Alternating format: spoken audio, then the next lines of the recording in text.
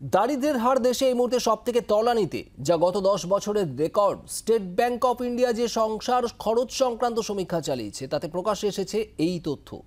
বিশেষ করে গ্রামীণ এবং শহুরে জীবনযাত্রার মধ্যে যে পার্থক্য ছিল তা অনেকটাই কমেছে। সংসার খরচ সমীক্ষায় দেখা যাচ্ছে 2022-23 সালে শহরে দারিদ্র্যের হার কমে দাঁড়িয়েছে 4.6% এবং গ্রামে 7.2%। 2011-12 সালে শহরের ক্ষেত্রে এই দারিদ্র্যের হার ছিল 13.7% এবং গ্রামে ছিল 25.7%। স্টেট ব্যাংকের group chief economic adviser Soumyakanti Ghosh জানিয়েছেন, 2021-এর জনগণনা শেষ হলে এই সংখ্যায় সামান্য পরিবর্তন হতে পারে। তাদের বিশ্বাস, শহরে দারিদ্র্যের হার আরও কমানো সম্ভব। তিনি আরও জানিয়েছেন, সব মিলিয়ে দেশে এই মুহূর্তে দারিদ্র্যের হার 4.5 থেকে 5%। বিশেষ করে যে রাজ্যগুলি একসময় উন্নয়নের প্রশ্নে সব থেকে পিছিয়ে ছিল, তারাই দেখা যাচ্ছে এই শহর ও গ্রামের দারিদ্র্যের হারের পার্থক্য কমানোয় সব থেকে এগিয়ে।